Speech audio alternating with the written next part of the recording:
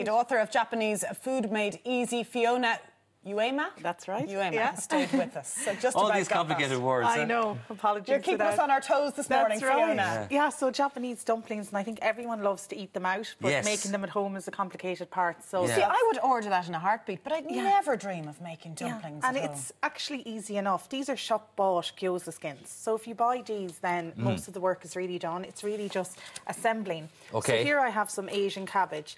Again, if you can't get that, you can just get normal cabbage in the supermarket. Big iceberg lettuce and chop it up fine, yeah. Well, exactly, because even leftover ingredients that you have in the kitchen, it doesn't have to be what I have here today.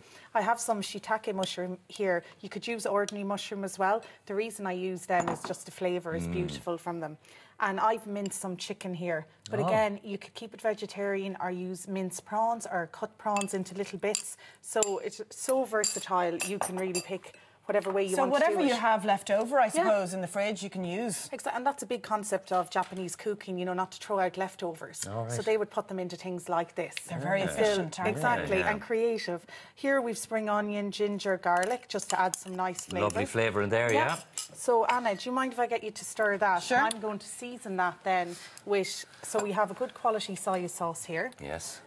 Japanese cooking, you'll always have that. You will, of course, and then sake helps to add a beautiful, it's Japanese rice wine. Yes. It just adds a beautiful flavour, but then tenderises the meat as well. I've got about a tablespoon or two of that in there. Splosh, I think is the term. Splosh. And then sesame oil, again, I love working with sesame oil. Yeah, just that the flavour of toasty it. flavour from it, yeah. Exactly. Yeah. So you just stir that all up together, and then you really have your filling. Yeah. Okay. And then I'm going to show you. Did you use light or dark soy, by the way?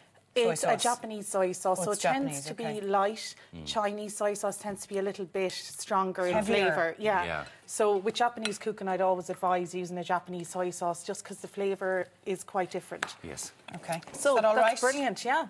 So now we're going to start to do the gyoza. So if you hold it in the palm of your hand. Okay. This now is the I'm fiddly bit left-handed, so you might be using it. So if you want to take one each. Ah, okay. Oh, we're going to This do is this our one, workstation here. And then you just dip your finger into the water bowl and half a circle around the gyoza skin, the one furthest from you. Now, would you get these in your local supermarket, or do you need to go for these are the only thing that's hard to get that you would have to use an Asian market to get, but you can freeze them. Okay. Spoon there. Oh, yeah, so you just put a spoon the end furthest from you, a teaspoon of filling. Right.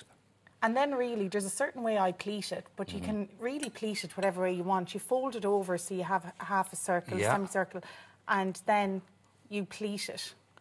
I know they're laughing at home now because I am used to this sort of stuff. What's pleating? Is that what you want to ask? Anything fiddly like this, I'm just kind of useless at. So, mine broke. I'm just going to do another It's one. tricky enough now, isn't it? Yeah. So, half a filling, and then I start in the middle. You pleat all the way over the top? Exactly. Actually, that's really good. See? You can do small pleats or big pleats. So, you know, you just press down on your pleats like that, and you have your gyoza, and it's important to close these off. You keep going like that. It's like wrapping a present. How are you getting on? I'm just useless. I can't do this stuff. No, forget it. It's too finicky for you, isn't it? Too finicky for me, yeah. Well, what I might get you to do is the side dish that you dip it into. So you have 2 tablespoons of soy sauce and 2 tablespoons of rice vinegar. So even amounts of rice vinegar and soy sauce. Again, a really light, healthy, but yet tasty dressing. Yeah, and true. what we add a little flavour is a chilli oil. Oh, lovely. Just put in a tiny bit of chilli oil on top of that, and it adds a beautiful flavour. Gorgeous, yeah. That's simple. Yeah. So that then, bit I can do. And now, there you go. So to cook them, you just put it on a frying pan with a bit of oil. Yeah.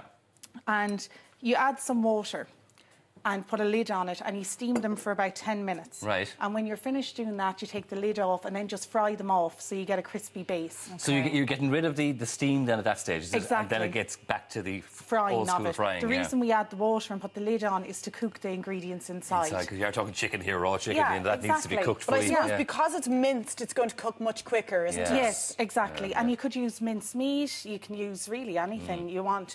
So you put them down like that.